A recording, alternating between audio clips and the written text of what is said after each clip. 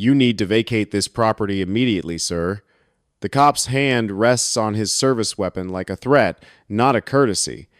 I'm standing on the porch I built with my own hands 20 years ago, coffee still steaming in my mug, watching two uniformed officers step out of their patrol cars with the kind of swagger that says they're used to people backing down. Behind them, a white luxury SUV idles in my driveway, engine purring expensive confidence. My 8-year-old German Shepherd, Max, sits at attention beside me, his intelligent brown eyes tracking every movement with the precision that 17 months of combat training in Afghanistan taught both of us to trust. "This is my property," I say, keeping my voice level despite the cold anger building in my chest. "I've lived here since 2004. All my paperwork is in order." The younger cop, nervous energy, hand twitching toward his baton, steps forward. "We have orders from the HOA to enforce an immediate eviction. You've been notified multiple times about violations." His partner, bigger and meaner, jerks his thumb toward the SUV. "The HOA president is here to oversee the removal personally. You've got 60 seconds to gather essentials before we escort you off the premises." That's when the SUV door opens. And everything about this morning tells me these men have no idea who they're trying to intimidate, or what's about to happen when they push the wrong veteran too far. But they're about to find out. The first light of dawn painted the lake's surface like brushed silver as I stepped onto my wooden porch at exactly 0630, carrying my steaming mug of black coffee. 20 years I'd been keeping the same schedule, waking without an alarm at 0530 sharp, the discipline ingrained from decades of military service that civilian life had never quite erased. The air carried that crisp morning scent of pine and fresh water that reminded me why I'd chosen this place in Montana's Flathead Valley for my retirement in May 2004. After 30 years in the Army, the last 15 commanding special operations units in the 75th Ranger Regiment, I'd earned this peace. Max, my 8-year-old German Shepherd, sat at attention beside the old wooden chair, his intelligent brown eyes scanning the tree line with methodical precision. He wasn't just a pet, he was my partner, trained in Afghanistan as a military working dog, before retiring alongside me when my knees finally gave out and the Pentagon decided I'd done enough. "Another beautiful morning, isn't it, boy?" I said quietly, my voice carrying the rough edges that came with age and too many years shouting orders in combat zones. Max responded with his usual gentle lick across my calloused knuckles, his tail giving a single controlled wag. He knew this was our quiet time together, the sacred ritual that started every day before the world demanded anything else from us. The ranch spread out before us in perfect order, every detail maintained with careful precision. The wooden fence line marking my property boundaries stood straight and true, each post recently repaired and weatherproofed. The grass in the main yard was cut to an even height, trimmed in neat patterns that would pass any inspection. To casual observers, this looked like nothing more than the tidy home of an elderly man who took pride in his property. But those familiar with tactical thinking would notice the deliberate sightlines, the strategic placement of outdoor furniture, and the way my daily walks followed security patrol patterns rather than random strolls. Everything about this peaceful retirement was carefully planned, habits ingrained by decades of service in places where carelessness could be fatal. Max's ears suddenly snapped to attention, rotating toward the access road like radar dishes locking onto a target. His body remained relaxed, but I recognized the subtle shift that meant he detected something significant. Seconds later, my ears picked up what his superior hearing had already identified: vehicles approaching from the county road. Not the familiar rumble of the mail truck, but deeper, more aggressive engine sounds being pushed harder than necessary. I automatically began counting 2 vehicles, different engine notes, moving too fast for anyone with routine business on a quiet residential road at 09:15 in the morning. I set my coffee mug down and rose slowly, movements deliberate and controlled. Max stood with me, automatically positioning himself slightly forward and to my left, where he could assess threats while remaining close enough for immediate commands. Through the trees lining my driveway, I caught the first glimpse of black and white paint schemes that identified the approaching vehicles as law enforcement. But their approach felt wrong, too aggressive, too dramatic for routine police business.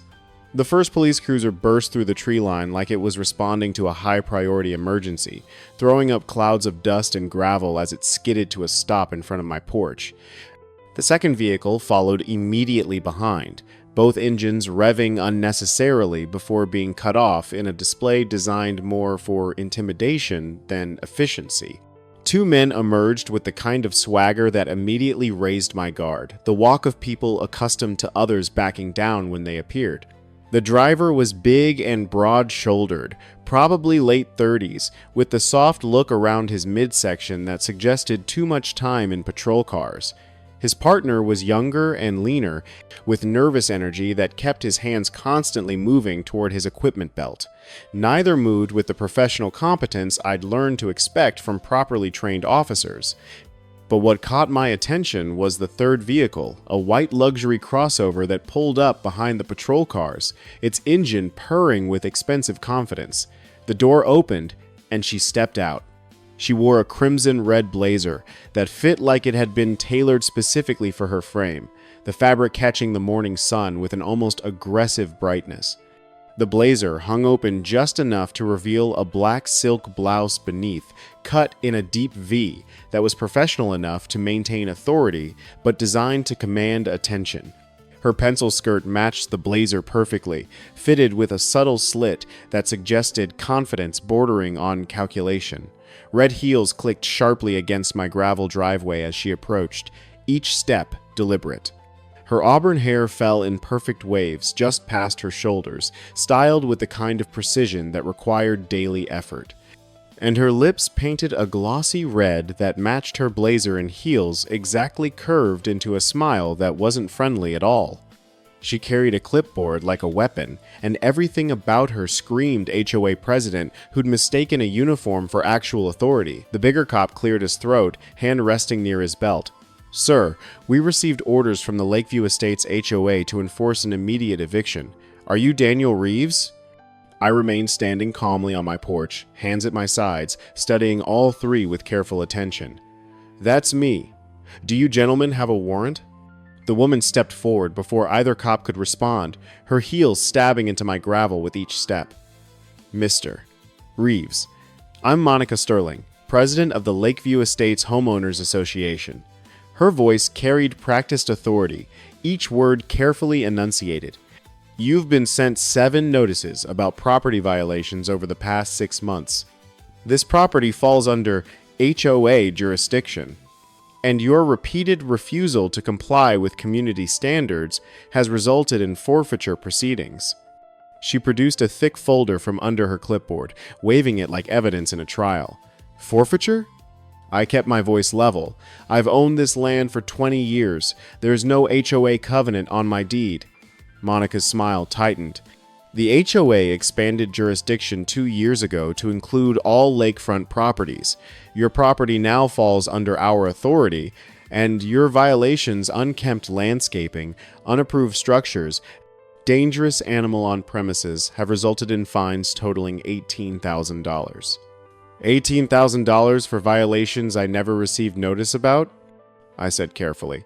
"The notices were sent," she snapped. "Your failure to receive them doesn't negate your obligations." The younger cop, I could see his nameplate now. Officer Hayes shifted nervously. "Sir, we're just here to enforce the eviction order. If you cooperate, this'll go smoothly." His partner, Officer Garrett, was bigger and meaner looking. "You've got 60 seconds to gather essentials before we escort you off the premises. The HOA is taking possession, effective immediately." I looked at Monica, standing there in her crimson blazer with that clipboard, and something cold settled in my stomach. This wasn't about violations or landscaping. This was about my property. Prime, lakefront land worth well over $1 million, and someone who'd figured out how to weaponize bureaucracy and corrupt cops to steal it. "Ma'am," I said carefully, "I'm not leaving my home based on fabricated charges and fake paperwork. If you believe you have legitimate authority, You can pursue it through proper legal channels." Monica's expression hardened, and she turned to the officers. "Gentlemen, Mr. Reeves is refusing a lawful eviction order. I believe he's becoming hostile." "Hostile?" I repeated. "I'm standing on my own porch asking for proof of legal authority." Garrett stepped forward, hand moving to his service weapon in an unmistakably threatening gesture. "Sir, you need to comply now, or we'll be forced to take action." Hayes moved toward my front door without permission. "We're coming in to secure the premises." That's when Max's reaction was immediate, a low, rumbling growl that carried the promise of serious consequences for anyone who continued threatening his pack leader. "Don't threaten my dog," I said, my voice dropping to a tone I hadn't used in 20 years of peaceful retirement. Monica's smile was cold and calculating. A dangerous, aggressive animal. Add that to the list of violations officers. I believe that dog poses an immediate threat to community safety. Garrett's hand was fully on his weapon now. "Sir, control your animal, or we'll be forced to neutralize the threat." And that's when I understood exactly what kind of people I was dealing with. Not peace officers serving the public. Corrupt officials bought and paid for by a woman in a crimson blazer who decided my property was worth more than my rights.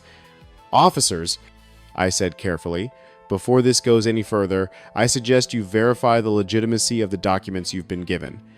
This woman doesn't have legal authority to order an eviction, and you're being used to commit criminal trespass." Hayes hesitated, glancing at his partner with obvious uncertainty. But Garrett was too far committed. "We have our orders!" he snarled, stepping onto my porch. "Now move aside!" Or he never finished that sentence. Because that's when Monica made her fatal mistake. She stepped forward, pointing at Max with obvious malice. "That animal is clearly dangerous. Officers, I'm ordering you to secure the premises by any means necessary, including neutralizing that threat." The implication was clear, and it crossed every line that mattered. Hayes actually drew his baton, his nervous energy finally finding an outlet. "Sir, last warning. Control your dog, or we will." I looked at both officers, at Monica, standing there in her crimson blazer with that clipboard like it was a scepter of absolute authority, and felt something fundamental shift inside me. 20 years of peaceful retirement. 30 years before that, serving my country in places most Americans would never hear about. And now, 2 corrupt cops and a power-hungry HOA president thought they could intimidate a retired Ranger commander into abandoning everything I'd built. They were about to learn why you should never threaten what a man loves most, especially when that man spent 3 decades training to neutralize threats with extreme efficiency. "Gentlemen," I said quietly, "I'm going to give you both one chance to walk away from this. Leave now, verify those documents, and nobody gets hurt." Garrett actually laughed. "You threatening us, old man?" "No," I replied. "I'm offering you professional courtesy before this situation escalates beyond your ability to handle." Monica's voice cut through the tension like a knife. "Officers, this man is clearly unstable and dangerous. I want him removed from this property immediately, by whatever means necessary." That was the moment everything changed. Because Hayes, emboldened by his partner's confidence and Monica's orders, drew back his baton and swung it toward Max with obvious intent to injure or kill my partner of 8 years. The baton never connected. What happened next lasted approximately 7 seconds, but it would be replayed in law enforcement training videos for the next decade as an example of what happens when corrupt officers encounter someone who actually knows what they're doing. Hayes found himself face down on my porch boards, his baton clattering away, his arm twisted behind his back in a control hold that would cause serious pain if he moved, but wouldn't damage him permanently as long as he stayed still. Garrett's attempt to draw his weapon lasted approximately 2 seconds before he joined his partner on the ground, his service pistol secured and unloaded, his face pressed against the gravel driveway. The entire sequence was executed with fluid precision that comes from decades of training techniques drilled into muscle memory through countless hours of close-quarters combat instruction where such skills meant survival. Monica stood frozen, clipboard hanging forgotten in her hand, her crimson blazer suddenly seeming less authoritative and more like a costume she'd worn to a party she wasn't invited to. Her red lips, so confidently set moments before, hung open in shock as she processed what had just happened to two armed police officers who were supposed to be enforcing her will. The morning sun continued its climb overhead. Birds kept singing in surrounding trees, and the lake maintained its eternal rhythm against the shore, completely indifferent to the dramatic reversal that had just occurred in my quiet front yard. Max sat calmly beside me, his earlier aggression completely controlled now that the immediate threat had been neutralized. His training, like mine, was impeccable: react when necessary, stand down when the situation was secure. What are you?" Hayes gasped from his position on the porch, his earlier swagger completely evaporated. "Just a man protecting his property," I replied calmly. "Now, you gentlemen are going to call your supervisor, and Miss Sterling is going to explain exactly who paid her to use you as enforcers for an illegal property grab." Monica's shock was transforming into something else, panic mixed with calculation, as she realized her carefully constructed scheme was unraveling. Her hand moved toward her phone, but I shook my head. "I wouldn't," I said quietly. "Right now you're facing civil liability and possible fraud charges. Make any calls suggesting witness intimidation or evidence destruction, and you're looking at federal charges." Her face went pale beneath her perfect makeup. The crimson blazer that had seemed so commanding, now just expensive fabric, that couldn't protect her from the consequences of her actions. "This isn't over," she hissed, but her voice lacked conviction. "Actually," I replied, "I think it is. Because I'm betting neither of these officers knew they were being used to commit felony trespass and extortion. And once they understand the full scope of what you've involved them in, I suspect they're going to be very motivated to cooperate with investigators." Hayes was the first to break. "Ma'am, what is he talking about? You said this was a legitimate eviction order. You said the paperwork was filed with the county." Monica's silence was answer enough. Garrett, still face down in my gravel, finally found his voice. "Jesus Christ." "We've been set up." The sound of approaching vehicles carried across the lake, multiple engines, emergency speed, suggesting that someone had called for backup. Good. The sound of approaching sirens grew louder, cutting through the morning stillness like a promise of accountability. Multiple vehicles were responding, not just local backup, but something bigger, something that suggested this situation had already escalated beyond what Monica Sterling and her corrupt enforcers had anticipated. I kept my position on the porch, one hand resting gently on Max's head while maintaining visual control over both immobilized officers. Neither man was seriously injured, just thoroughly humiliated and beginning to understand the magnitude of their mistake. Monica stood frozen near her white SUV, the clipboard now hanging uselessly at her side. Her crimson blazer, which had seemed so commanding minutes ago, now looked like a costume from a failed performance. The auburn waves of her hair remained perfect, but her face had gone pale beneath her makeup, and those red lips that had delivered threats so confidently were now pressed into a thin, anxious line. "Miss Sterling," I said calmly, keeping my voice conversational despite the serious nature of what had just occurred. "I'm going to suggest you stay exactly where you are until proper authorities arrive. Running now would only add to your legal problems." She didn't respond, but her hand clutched her phone tightly enough that her knuckles went white. The first vehicle to emerge from the tree line wasn't another patrol car, it was a dark green SUV with federal plates and military markings that made both officers on the ground exchange worried glances. Behind it came Sheriff Davidson's truck, dust billowing from its wheels as it pulled to a stop near the other vehicles. The sheriff was a tall, weathered man in his late 50s, who'd been maintaining peace in Flathead County for over 30 years, through common sense and professional integrity. But it was the figure who stepped out of the military vehicle that made the atmosphere shift dramatically. Colonel Marcus Chin emerged with the kind of bearing that immediately commanded attention ramrod, straight posture, confident movements, and insignia that indicated rank and authority that transcended local jurisdiction. He was younger than me, probably mid-40s, with the sharp eyes of someone who'd spent a career making life or death decisions in complex operational environments. He surveyed the scene with tactical precision, his gaze moving from the two immobilized officers to Monica in her crimson blazer to me standing calmly on my porch with Max at my side. Recognition flickered across his features.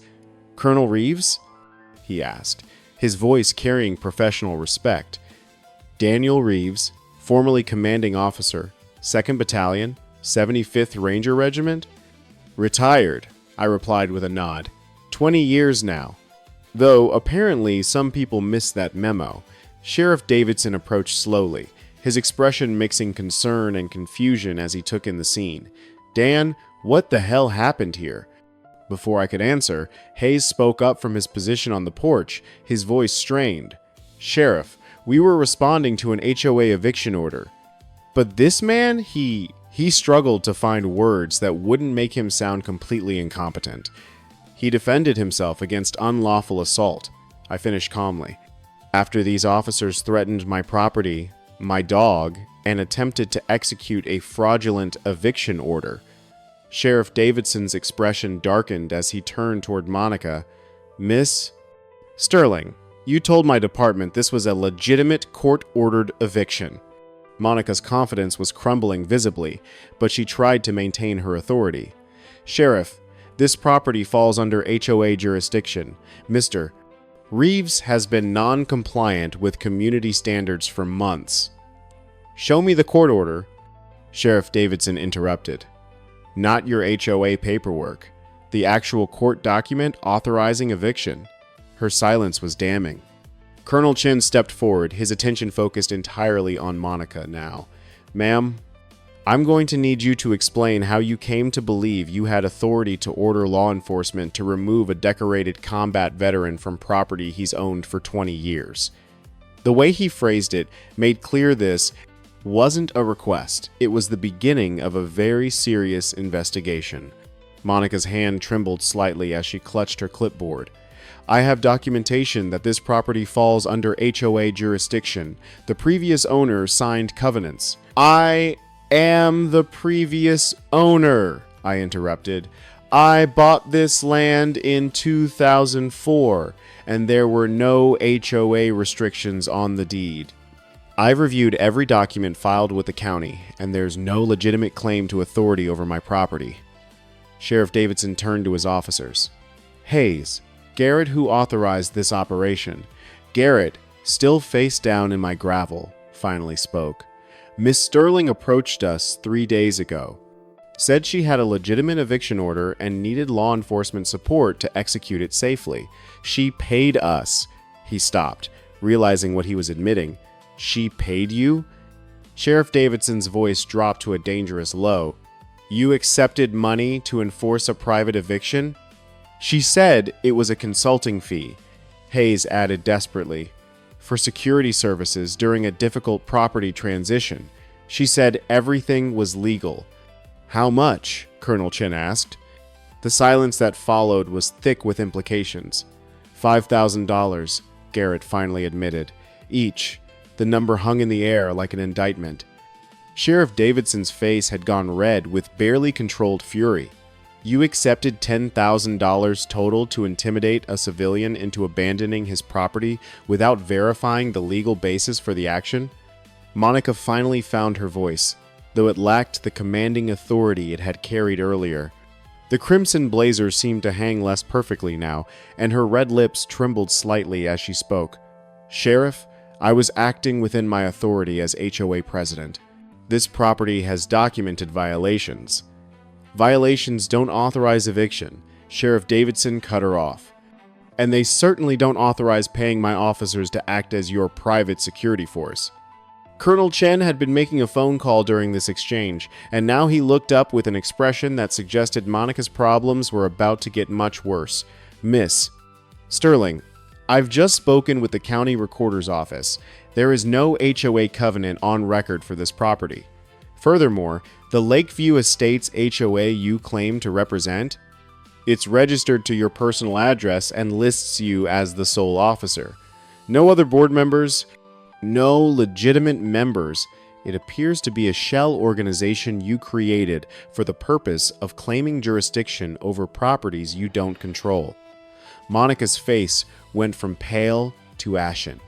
The carefully constructed facade was crumbling completely, revealing the fraud beneath. That's not, she stammered, but couldn't finish the sentence. That's fraud, Sheriff Davidson finished grimly. Criminal impersonation of authority, attempted extortion, conspiracy to commit theft by deception, and we haven't even started on what happens when the FBI gets involved in charges related to corrupting law enforcement officers. FBI? Monica's voice was barely a whisper now. You paid my officers to use their badges and weapons to intimidate a civilian into abandoning valuable property. Sheriff Davidson explained with cold precision. That's federal territory, ma'am. Civil rights violations, color of law abuse, conspiracy against rights.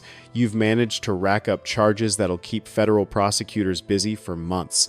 I released my hold on both officers and stepped back, allowing them to slowly rise from their positions. Neither man looked at me. They were too busy processing the magnitude of their mistake. Hayes was the first to speak, his voice cracking. Sheriff, we didn't know. She said everything was legitimate. You didn't verify, Sheriff Davidson interrupted. You took money from a civilian to enforce an order you never checked with the county court. You threatened an American citizen on his own property without confirming you had legal authority. And when he asked for a warrant, you escalated to violence. Garrett tried damage control. He attacked us. He defended himself, Colonel Chin corrected, against two armed men who were committing criminal trespass and making threats against his property and his service animal. I've reviewed Montana's self-defense statutes extensively, and Colonel Reeves was well within his rights to use reasonable force to protect himself. The colonel turned to me, his expression carrying professional respect mixed with something like admiration. Sir, given your military background and the clear evidence of unlawful assault, you would be justified in pursuing both criminal charges and civil litigation against all parties involved. I looked at Max, who was sitting patiently beside me. His earlier tension completely dissipated now that proper authority had arrived. Then I looked at the two officers who'd threatened my home, at Monica Sterling in her expensive crimson suit that couldn't protect her from the consequences of her greed. I want them to understand what they did, I said finally. And I want Miss Sterling held accountable for corrupting public officials and attempting to steal property through fraudulent authority. Sheriff Davidson nodded grimly. That I can guarantee. He turned to his officers with an expression that promised very unpleasant consequences. Hayes, Garrett, you're both suspended immediately, pending formal investigation. Turn in your badges, weapons, and any materials Miss Sterling provided. Both men moved to comply with obvious reluctance, the reality of their situation finally sinking in. Miss Sterling. Sheriff Davidson continued, You're under arrest for fraud, attempted extortion, criminal impersonation of authority, and conspiracy to corrupt public officials. Monica's carefully maintained composure finally shattered completely. You can't. I have lawyers. This is just a misunderstanding. You can call your lawyers from the county jail, Sheriff Davidson replied flatly. You have the right to remain silent. As he continued reading her rights, Monica stood there in her crimson blazer and red heels on my gravel driveway, the physical embodiment of corruption dressed up as community leadership. Her auburn waves remained perfect, but her face had crumpled, mascara beginning to run as reality crashed through her delusions of authority. The morning sun continued climbing overhead, casting longer shadows across my property as the full scope of Monica Sterling's scheme came to light through subsequent investigation. Colonel Chen remained after the immediate crisis was resolved, partly to ensure proper documentation, but mostly to pay respects to a fellow warrior whose service had inspired a generation of special operations personnel. Your reputation in the community was always impeccable, he explained as we walked the perimeter of my property together. Max trotting alongside with his characteristic alertness. When word got out that local cops were harassing you, it created quite a stir at the base. Nobody wanted to believe it was true, but everyone was ready to respond if needed. We paused at the water's edge, watching the lake reflect the afternoon sun in shifting patterns that had always brought me peace. The military takes care of its own, Chen continued, especially when it comes to protecting veterans who've given everything to their country. What Monica Sterling tried to do here, using corruption and intimidation to steal from someone who served with honor, that doesn't just offend law. It offends everything we stand for. I appreciated the sentiment, though part of me was still processing the morning's violence. 20 years of peaceful retirement had been shattered by greed and corruption, forcing me to use skills I'd hoped never to employ again outside combat zones. How did she think she'd get away with it, I asked. Chen shook his head. Classic predator behavior. She targeted you because you live alone. You're older, and she assumed you wouldn't have the resources or willingness to fight back against official-looking paperwork and uniformed officers. She'd probably done versions of this before, smaller scale, less aggressive, and gotten away with it because people were too intimidated or too poor to challenge her. The implications were disturbing. How many others? We're looking into that now, Chen replied. The FBI is pulling records on every property transaction in the county over the past 5 years where Sterling's fake HOA was involved. Initial findings suggest at least a dozen properties where she used similar tactics, showing up with fabricated violations, imposing fees, threatening liens, and pressuring owners into selling at below market prices. And the officers? Hayes and Garrett are cooperating fully with investigators, Chen said. They claim Sterling approached them as a legitimate HOA president needing law enforcement support during a difficult eviction. She showed them fabricated court documents that looked authentic enough to pass casual inspection. The $5,000 she paid each of them was described as a consulting fee for security services. That's a thin excuse. Very thin, Chen agreed. And the DA isn't buying it. They're facing criminal charges for accepting bribes, official misconduct, conspiracy to commit theft, and civil rights violations. Even if they cooperate fully, they're looking at significant prison time and permanent loss of their badges. We walked back toward the house where Sheriff Davidson was overseeing the collection of evidence, Monica's fabricated documents, financial records showing the payments to corrupt officers, recordings from my security cameras that had captured the entire confrontation. She was thorough, Davidson admitted, showing me the folder Monica had carried. These documents look legitimate at first glance. HOA, letterhead, official-sounding language, fake signatures from county officials. She even created a website for the Lakeview Estates HOA with stock photos and testimonials that made it seem like a real organization. How long was she running this operation? I asked. At least 3 years that we can confirm, Davidson replied. She'd register a new HOA as a non-profit, create a professional website, print fake violation notices, and target properties in transition, recent inheritances, elderly owners, people going through divorce. Anyone vulnerable? He paused, his expression darkening. In most cases, the property owners either paid her fake fees to make the harassment stop, or they sold their properties at distressed prices to buyers. She'd arranged buyers who were probably paying her kickbacks for steering desperate sellers their way. How much money are we talking about? Preliminary estimates suggest she extracted over $200,000 in fake fees and kickbacks over 3 years. But the real damage is in the property values.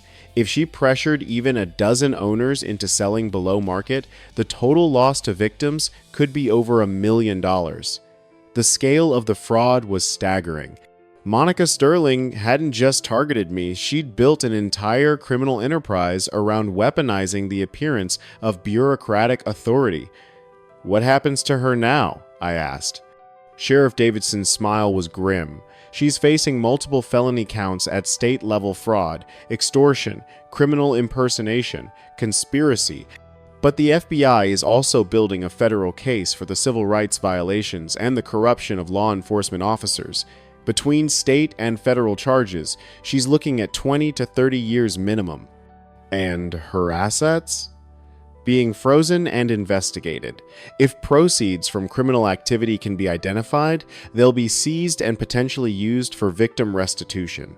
The house she lives in, the luxury car, that expensive wardrobe. He gestured toward where Monica had been standing in her crimson blazer. All of it potentially funded by fraud. As evening settled over the lake, peace returned to my sanctuary with an added dimension of security and respect that hadn't existed before. The immediate threat had been neutralized, the corrupt officials had been arrested, and the full machinery of justice was grinding toward accountability.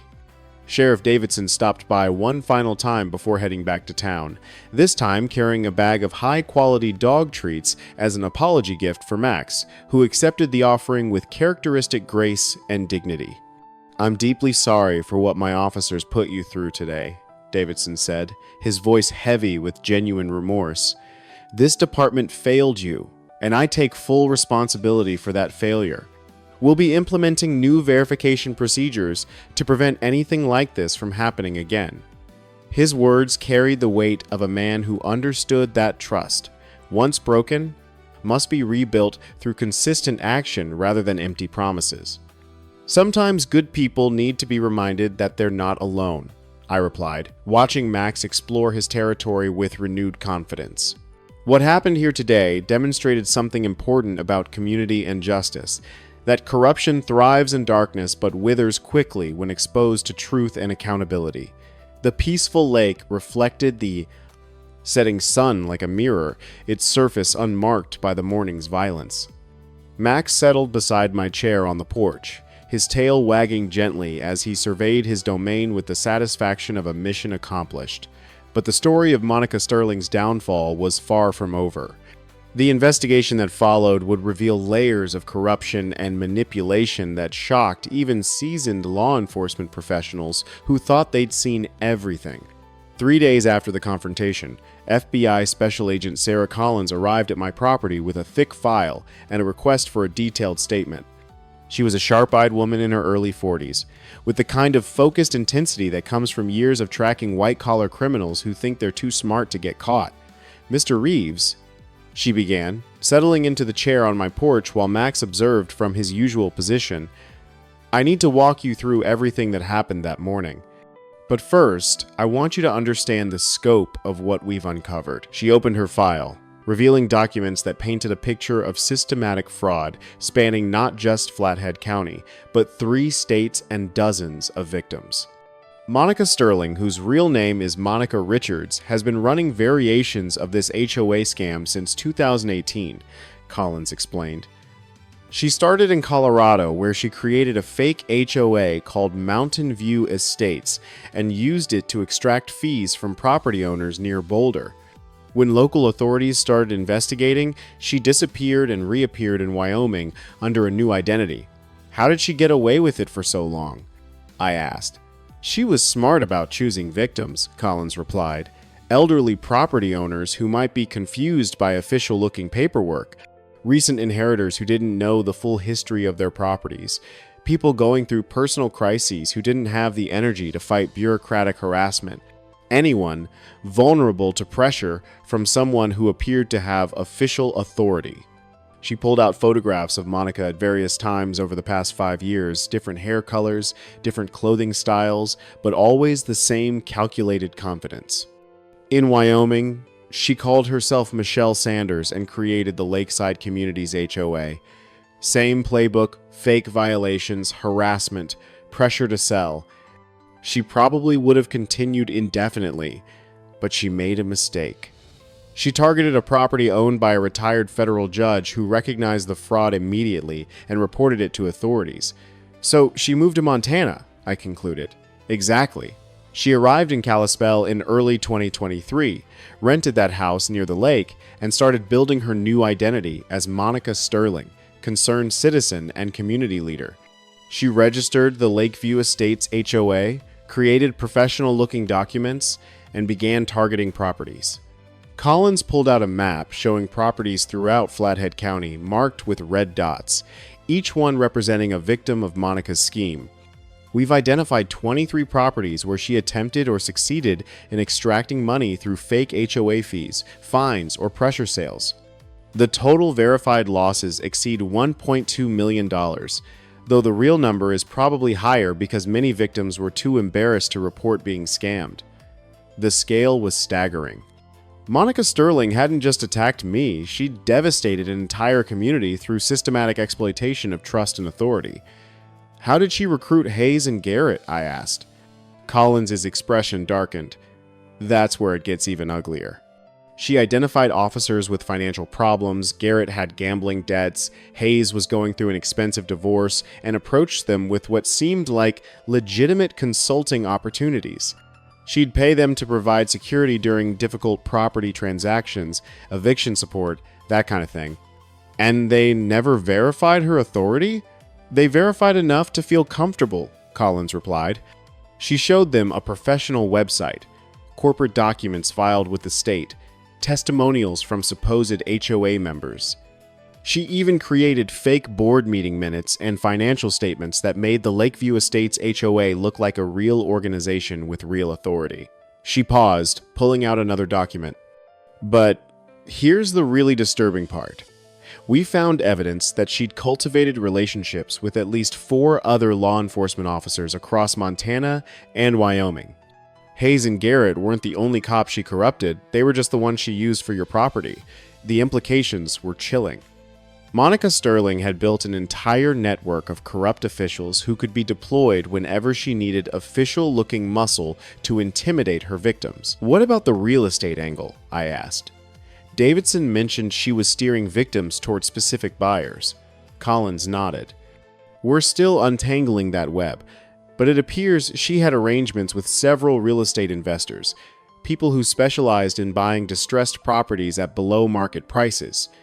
When she'd successfully intimidated a property owner into selling, she'd connect them with one of these buyers who would close quickly for cash. The buyers would then flip the properties for substantial profits, and we believe Monica received kickbacks of 10 to 20% of the profit margin. How much money did she make total? Conservatively? Over $300,000 in 3 years. But that's just what we can verify through financial records. The real number could be significantly higher if she was taking payments in cash or cryptocurrency that didn't leave clear paper trails. The investigation continued for weeks, peeling back layers of Monica Sterling's criminal enterprise like an onion. Each new discovery revealed more victims, more corruption, more systematic abuse of the appearance of authority. The trial, when it finally came in September 2024, was a media sensation that drew national attention to the growing problem of HOA fraud and the exploitation of homeowners by people claiming bureaucratic authority they didn't possess. Monica Sterling dressed far more modestly than the crimson blazer and red heels she'd worn to my property, sat silently in court while prosecutors presented overwhelming evidence of her 3-year fraud operation. Victim after victim took the stand to describe how Monica had terrorized them with fake violations, impossible fines, and threats of legal action. Elderly couples who'd been driven from homes they'd owned for decades. Recent inheritors who'd lost family properties because they couldn't afford to fight what appeared to be legitimate bureaucratic claims. People whose lives had been upended by a woman who weaponized the appearance of authority for personal profit. Hayes and Garrett testified as part of their plea agreements, describing how Monica had recruited them with promises of easy money for security consulting that turned out to be helping her intimidate innocent property owners. The evidence was overwhelming financial records, victim testimony, recordings from security cameras, documentation of the fake HOA infrastructure Monica had created. The jury deliberated for less than 3 hours before returning guilty verdicts on all 23 counts: fraud, extortion, criminal impersonation of authority, conspiracy to corrupt public officials, civil rights violations, and multiple counts of theft by deception. Judge Patricia Morrison didn't mince words during sentencing.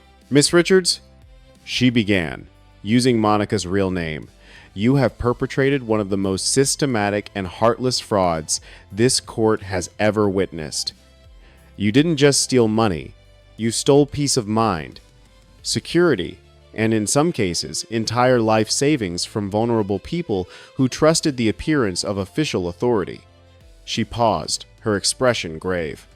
You corrupted law enforcement officers, created an elaborate criminal infrastructure, and showed absolutely no remorse for the devastation you caused to dozens of families across 3 states. This court sentences you to 25 years in federal prison on the civil rights and conspiracy charges, to be served consecutively with an additional 15 years on state fraud charges. You will also be required to make full restitution to all identified victims, and all assets derived from your criminal enterprise will be seized and distributed accordingly. Monica Sterling, or Michelle Sanders, or whatever her real name might have been, showed no emotion as she was led from the courtroom. The crimson blazer and red heels were gone, replaced by an orange jumpsuit and the reality of accountability for a lifetime of exploiting others. Hayes and Garrett received more lenient sentences of 5 years each in exchange for their cooperation, but both lost their badges permanently and would carry the shame of corruption for the rest of their lives. The aftermath rippled through Flathead County and beyond. The Montana legislature passed new laws requiring verification of HOA claims before law enforcement could assist with evictions. Training programs were implemented to help officers recognize fake authority claims and protect vulnerable property owners from predatory schemes. Most importantly, the victims of Monica Sterling's fraud began receiving restitution as her seized assets were liquidated and distributed. It wouldn't restore everything they'd lost, but it was something acknowledgement that they'd been wronged and that justice, however imperfect, had been served. For me, life returned to the peaceful routine that had been so violently disrupted that May morning. Max and I resumed our dawn coffee rituals, watching the lake reflect the changing seasons, with the serenity that comes from knowing threats have been neutralized and justice has been served. But I also became involved in efforts to protect other veterans and vulnerable property owners from similar schemes. I testified before the state legislature about the dangers of fake HOA fraud. I helped organize community education programs, teaching people how to verify claims of bureaucratic authority before complying with demands that seemed questionable. Colonel Chen visited regularly, bringing news of investigations into other potential HOA frauds and updates on efforts to protect military families from exploitation. The Rangers, both active duty and retired, had made it clear that attacks on their own would not be tolerated, and that community would mobilize swiftly to defend any member threatened by corruption or predatory schemes. Sheriff Davidson implemented sweeping reforms in his department, establishing verification protocols, financial disclosure requirements for officers, and whistleblower protections for anyone who suspected corruption among their colleagues. He also personally apologized to every victim of Monica Sterling's scheme, acknowledging that his department's failure to verify her authority had enabled the fraud to continue far longer than it should have. The media attention brought unexpected benefits. Several other victims of similar HOA frauds in neighboring states reached out with their stories, leading to additional investigations and prosecutions. A pattern emerged of predators exploiting the legitimate complexity of property law and HOA regulations to create fake authorities that intimidated people into compliance. On a crisp morning in October 2024, I stood on my porch with Max at my side, watching the sun rise over the lake that had been my sanctuary for 20 years. The air carried the same pine scent, the same freshwater smell, the same promise of peace that had drawn me here after 3 decades of military service. But something had changed in me during that confrontation with corruption. I'd been reminded that the skills I'd learned defending my country could also be used to defend my community. That retirement from active service didn't mean retirement from responsibility, and that sometimes the most important battles are fought not against foreign enemies, but against domestic threats to justice and dignity. Sheriff Davidson's truck appeared in my driveway, and he stepped out carrying 2 cups of coffee and a folder of documents. "Morning, Dan," he said, climbing onto my porch with the easy familiarity of friendship forged through shared crisis. "Thought you might want to see the final restitution report." He handed me the folder, and I scanned the numbers. Over $900,000 had been recovered from Monica Sterling's seized assets and distributed to 23 victims. It wasn't full compensation. Some losses were intangible and could never be repaid, but it was something. There's something else, Davidson continued, his expression serious.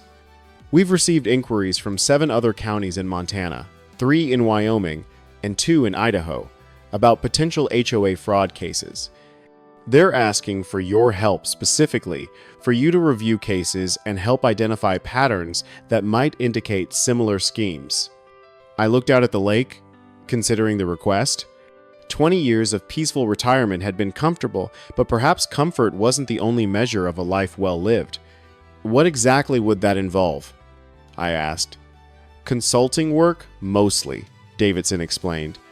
Reviewing documents, identifying red flags in HOA claims, maybe testifying in cases where your expertise would help establish fraud. The State Attorney General's office would contract with you as a specialist in identifying predatory HOA schemes. Max looked up at me, his brown eyes patient and trusting, waiting for whatever decision I would make about our next chapter. I'll need to maintain my routine, I said finally. Morning coffee, daily walks, time with Max. This is still home, and that doesn't change. Davidson smiled. Understood. They're talking about 1 or 2 cases per month. Mostly remote review of documents with occasional testimony. Nothing that would disrupt your peace here. Then yes, I agreed. If my experience can help protect others from what Monica Sterling tried to do to me, that seems like a worthwhile use of time. And so began a new chapter, not a return to active service, but a continuation of it in different form. Over the following months and years, I reviewed dozens of cases, identifying patterns of fraud, testifying in prosecutions, and helping law enforcement agencies develop protocols for recognizing and stopping predatory HOA schemes. The work was satisfying in ways I hadn't anticipated.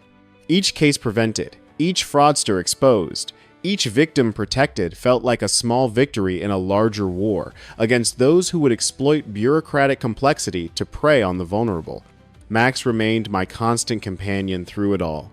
His presence a reminder that the most important things in life weren't complex at all. Loyalty, companionship, and the simple peace of watching sunrise over a Montana lake with someone who'd stood beside you through everything.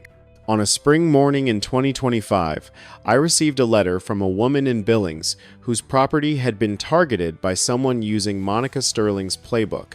Thanks to the protocols established after Sterling's prosecution, the fraud had been identified immediately, the perpetrator arrested, and the woman's property secured without the trauma of intimidation or loss.